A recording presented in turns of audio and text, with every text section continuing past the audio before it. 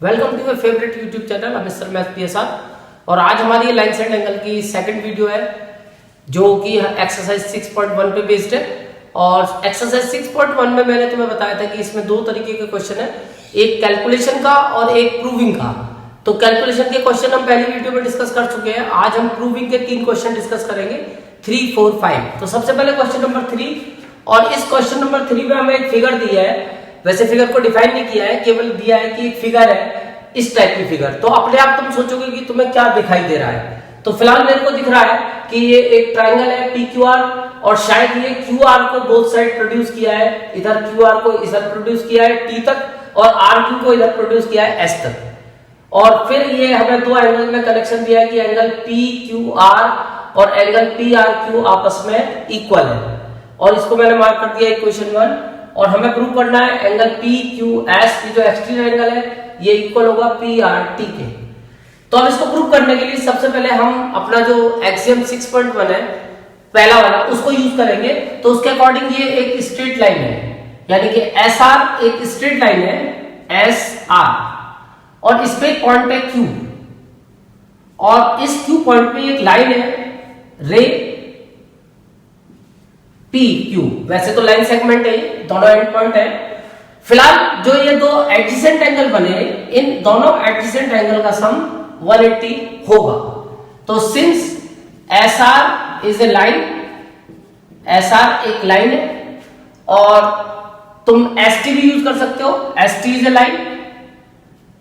और इस ST पे एक पॉइंट है ये Q, और ये Q पॉइंट पे ये लाइन जा रही है। तो इससे एंगल PQR, ये वाला एंगल और ये वाला एंगल दो एडजेसेंट एंगल बने। इन एडजेसेंट एंगल का सम 180 होगा, PQR प्लस एंगल PQS। ये दोनों मिला के 180 डिग्री के होंगे। ये है एक्सियम 6.1। इसको मैं मार्क कर देता हूं सेकंड इक्वेशन। अब आगे आते हैं, तो इधर हम QT को एक पार्ट लाइन का हम ले लेते हैं। तो ये भी पार्ट ऑफ लाइन भी एक लाइन ही होगा। QT एक पार्ट है हमारे पास लाइन का, ST लाइन का, और इस पे एक पॉइंट है R, और एक रे जा रही है, यानी एक लाइन जा रही है स्ट्रेट, और ये है हमारी PR। और इसके आजू बाजू जो ये दो एंगल बनेंगे एडजेसेंट एंगल, इनका सम भी 180 होगा। तो also angle PRQ plus angle PRT equal 180 degree. ये भी एक्सियम 6.1 से हमने रिजल्ट पाया। अब हम इन दोनों इक्वेशन को पहले यूज करते हैं from equation second and equation third. तो तुमने एक यूक्लिड का एक्सियम पढ़ी होगी 5th चैप्टर में, कि ये जो दो इक्वेशंस है हमारे पास, इन दोनों इक्वेशंस की लेफ्ट हैंड साइड इक्वल होती है, क्योंकि राइट हैंड साइड इक्वल है। यानी things which are equal to same thing are equal to one another. यानी अगर दो इक्वेशन है, जैसे A इक्वल B और D इक्वल B, ये दो डिफरेंट चीज है, सेम के इक्वल है, तो ये दोनों डिफरेंट भी आपस में इक्वल ली जा सकती हैं, A इक्वल D।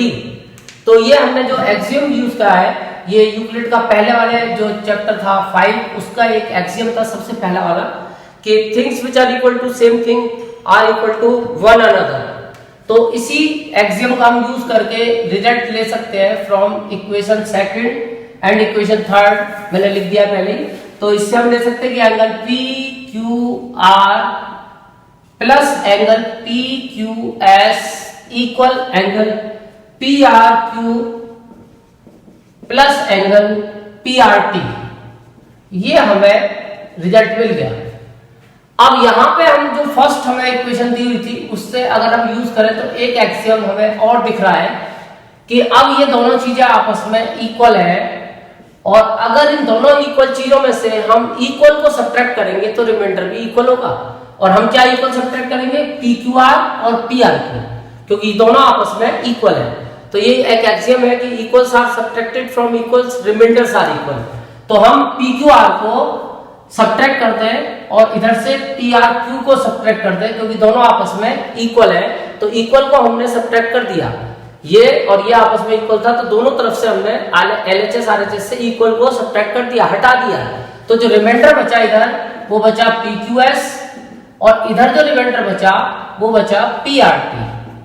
तो शायद यही तुम्हारा आंसर है जो तुम्हें प्रूव करना है कि PQS = PRT। तो इस तरीके से तुम इस क्वेश्चन को प्रूव कर सकते हो। अब आते हैं हम धीरे से क्वेश्चन नंबर 4 पे। तो ये जो क्वेश्चन नंबर 4 है, इस क्वेश्चन में भी हमें जो दिया हुआ है वो एक फिगर दिया हुआ है, और उस फिगर को अगर तुम ध्यान से फोकस करो तो डिफाइंड तो उसमें भी बहुत कुछ नहीं है, बट जो दिख रहा है उसके अकॉर्डिंग एक पॉइंट है, और उस पॉइंट के 4 रे निकल रही है। उस पॉइंट से, एक ही पॉइंट से 4 रे, डिफरेंट रे ओरिजिनेट हो रही हैं, और हमें फिर कुछ गिवन है और कुछ प्रूव करना है। यह है क्वेश्चन नंबर 4। एक पॉइंट है हमारे पास O, और इससे एक रे ये जा रही है OA, एक इसके अपोजिट ये रे जा रही है OB, वैसे दिया नहीं है कि अपोजिट है, फीलिंग में आ रहा है, और एक रे इससे जा रही है ऊपर OC, और एक रे नीचे जा रही है OD। तो ये 4 डिफरेंट रेज एक ही पॉइंट से ओरिजिनेट हो रही है, और इनके मेजरमेंट दिए हैं। ये वाला मेजरमेंट x है, और ये वाला मेजरमेंट y है, ये z है, और इसका मेजरमेंट w।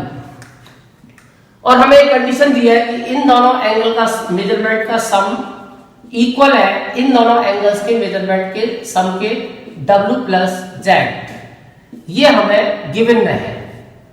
अब हमें दिखाना है कि ये जो A और B दो रे है, ये एक स्ट्रेट लाइन फॉर्म करेंगी।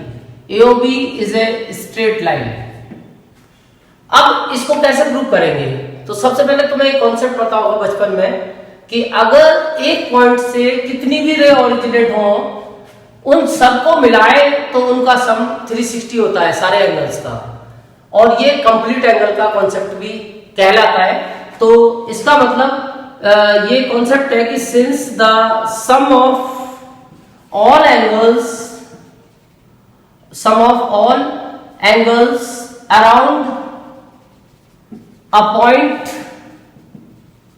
इज 360 डिग्री, जो सम होता है सारे एंगल्स का अराउंड अ पॉइंट, एक पॉइंट के चारों तरफ, वो 360 होता है।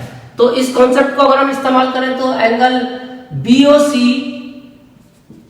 Angle AOC, angle AOD, angle BOD का सम होगा 360 डिग्री। अब BOC जो एंगल है उसकी वैल्यू हमारे पास है x, और AOC जो एंगल है उसकी वैल्यू है y, इसकी वैल्यू है z, इसकी वैल्यू है w = 360 डिग्री। मैं इनको एक साथ कंसीडर कर लेता हूं, इनको एक साथ। क्यों? क्योंकि तुम्हें भी दिख रहा है और मुझे भी दिख रहा है इक्वेशन फर्स्ट, और वहां ये गिवन है कि x + y की वैल्यू इक्वल है w + z के। तो मैं यहाँ पे x + y की जगह w + z यूज कर सकता हूँ, या फिर w + z की जगह x + y यूज कर सकता हूँ। तो तुम्हारी इच्छा है, तुम कुछ भी कर लो। तो फिलहाल मेरे को w + z हटा के इसकी जगह x + y मैं यहाँ पे यूज कर सकता हूँ। तो ये इस तरह से हो जाएगा x + y और x + y, यानी मैंने w + z को हटा दिया और उसकी जगह w + z की जगह ये x + y यूज कर लिया, क्योंकि दोनों आपस में इक्वल थे। अब ये 1 और 1 2x + y हो गया, यानी 2x + y = 360। तो फाइनली x + y = 180 डिग्री। अब तुम देखोगे कि जो x है उसका मतलब है BOC, और जो y है इसका मतलब है AOC। अब हमारा काम खत्म हो गया, क्योंकि अब हमें एक एक्सियम दिखाई दे रहा है, एक्सियम 6.2, और वो एक्सियम ये कहता है कि अगर दो एडजेसेंट एंगल सप्लीमेंट्री हैं तो उनकी नॉन कॉमन आर्म एक स्ट्रेट लाइन फॉर्म करती है। तो हम देखते हैं कि AOC और BOC दो एडजेसेंट एंगल है, क्योंकि वर्टेक्स का सेम है O, और एक रे OC भी कॉमन है दोनों में। तो जो नॉन कॉमन रे बनी वो OA और OB बनी। तो OA और OB दो नॉन कॉमन इसकी आर्म है, तो इनको अगर हम एक साथ ज्वाइन करते हैं तो एक स्ट्रेट लाइन फॉर्म हो जाएगी।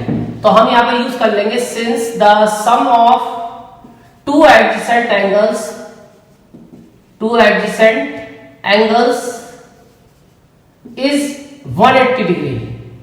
दो एडजेसेंट एंगल का सम 180 डिग्री है। इसका मतलब non common arms form a line. इसका मतलब नॉन कॉमन आर्म एक लाइन फॉर्म करेगी। ये है एक्सियम 6.2। अब इसके अकॉर्डिंग ये नॉन कॉमन आर्म थी, इधर OA और इधर थी OB, तो ये मिला के एक लाइन बन जाएगी AOB इज ए लाइन। तो ये हमारा आंसर आ गया कि हमें AOB को एक लाइन प्रूव करना था, तो हमने AOB को एक स्ट्रेट लाइन प्रूव कर दिया। तो इसका मतलब हमें एक पेयर कोई एडजेसेंट एंगल का सम 180 दिखाना पड़ता है अगर हमें स्ट्रेट लाइन प्रूव करनी होती है। अब इसके बाद आते हैं हम इसके लास्ट क्वेश्चन पे, और ये लास्ट क्वेश्चन बहुत ही खतरनाक है और मैं समझता हूं तुम्हारा कोई एग्जाम शायद ऐसा हो जिसमें ये क्वेश्चन ना आए, तो तुम्हें इसे इतना ज्यादा प्रैक्टिस करना पड़ेगा कि एक तरह से ये याद हो जाए तुम्हें कि बिना क्वेश्चन देखे तुम क्वेश्चन का आंसर लिख दो। क्योंकि मैथमेटिक्स में ज्योमेट्री के अंदर ये खासियत होती है कि क्वेश्चन की फॉर्मेशन को वो ज्यादा चेंज नहीं कर सकते, क्योंकि अक्सर इसके आंसर भी फिक्स होते हैं और क्वेश्चन भी फिक्स होता है।